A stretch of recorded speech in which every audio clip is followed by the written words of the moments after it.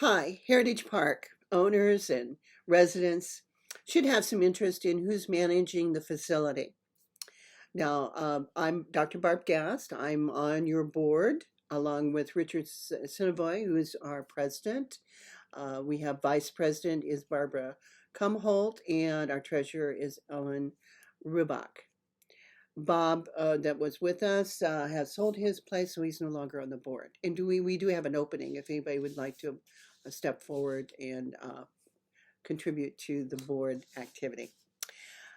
But here's what we want to address. As secretary to the board, I have been spearheading some of the communication pieces on behalf of the president's instructions.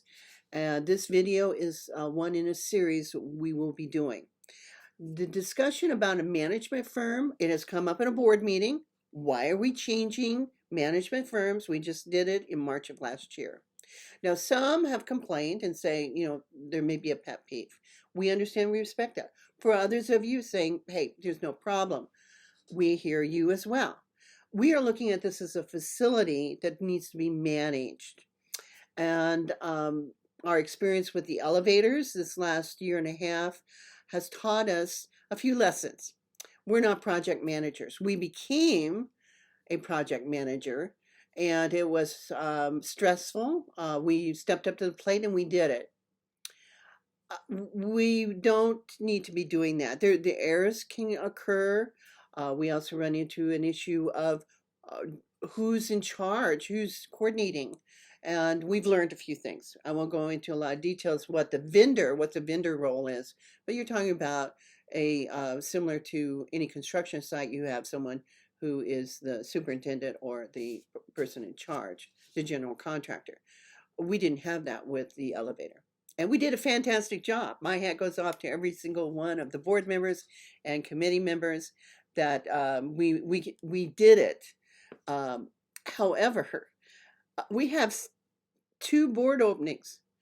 Why doesn't somebody want to serve on the board? You don't have to be a facility manager to be on the board.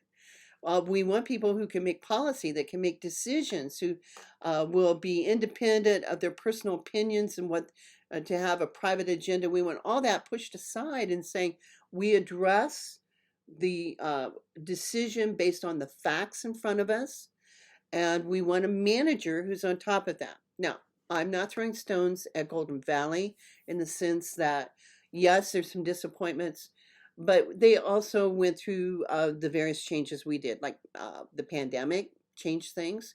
The turnover, there was high turnover, and the whole structure I see with HOAs in general has changed to try to keep quality people. So we need to pay a realistic value of what's associated with managing and what can we afford as far as managing. And then the other question has come up before this board is, well, why can't we go back to self-management? We did that about 10 years ago. We did it for a number of years. It worked just fine. We saved money. All right, let's step back. There's 3 points to this that I want to address. One is, why do you think nobody wants to serve on the board? You want somebody to be a project manager, to do all these things and not pay them. And that's not fair. Now, it's not that the board wants to be paid. That's not the issue here. What we're saying is that the role of a director is different than managing the property. And why wouldn't you have a board member or someone in the community just manage it? Because they have the best interest at heart. Well, here's the problem. Just because it's in the CCNR doesn't mean that it's legal both on the Arizona or the federal level. And those laws supersede our CCNRs. So we get into discrimination, we get fair treatment, we can't treat one owner differently than another. And so we need someone who maintains records. If we're looking at plumbing issues, is saying what sewer lines were repaired, weren't repaired, what air conditioning units are about ready to go out. Those are the kinds of things saying, well, we can have committees, but committees are not paid to do that. A manager is. Going out on bid, we're asking for at least 3 firms. Right now, it looks like we have four firms that will probably bid on this project of managing our facility. We're not talking about a full-time person. We really can't afford that, but we can afford to pay what it takes to manage. Right now, it's not doing very well. Uh, if you take a manager and say, well, we want you to spend 5 hours a week, you can see that doesn't work very well. So what are costs? What costs are realistic? That's one of the things we're looking at. We want to say, as a management firm, what is the depth of your services? Are you available 24 hours a day? Who's answering the phones after hours? So we went through that before, but we're just a little more seasoned in saying what to look for and what to ask for. We know banking is going to change, whether we stay with Golden Valley or not. As of July 1st, it'll be a different bank, it'll be a different website, it will be a different fees associated with a transfer of funds. Our interest is saying there's some things we're very sensitive about. When we were at APM, if you wrote a electronic check, you were not charged for it. Under Golden Valley, we're charged $1.99. So we want to know what those costs are up front. We're also looking at vendor management. We have vendors who now have to pay a $150 fee per year to just be on a vendor list. We're trying to compare that with what are the other HOAs and management firms. How is that handled? We're finding that it's not uniform, and so we may want to do something different. We also say there's a campaign before us.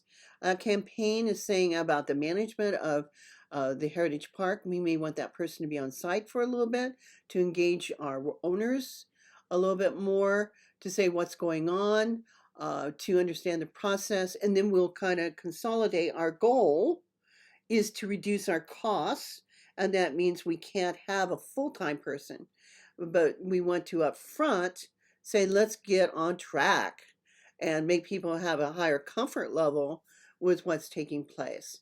I also want to mention that the project management, we will have more projects going on, whether it's painting the building, whether it's xeriscape changing to, whether it's doing plumbing stacks. These are intricate. What we want to do is ensure that our committees are having input into where we go with this, but the managing it to say who's on first, second, third, and that we have a record so we preserve that. We would also anticipate that I think we have 8 air conditioning units that are over 40 years old that's owned by the HOA in the common areas, and we would be expecting those to go out. We need to be looking at moving funds around. So there's also interest. Some of the board members are investigating at this time if we could take a loan out and maybe just blitz some of these and pay it off with increased dues. So lots going on, but bear with us. Doing nothing, there's still change. So this is a good time to rip the Band-Aid off and say, we want everyone to come to the table. We will be very gracious in listening to Golden Valley and saying, how can you meet our needs under the label pure? And when we have that information, then the board will make a decision. That's where we're at this point. So look forward to the next chat, and take care. If you have questions, reach out to one of the board members. Take care.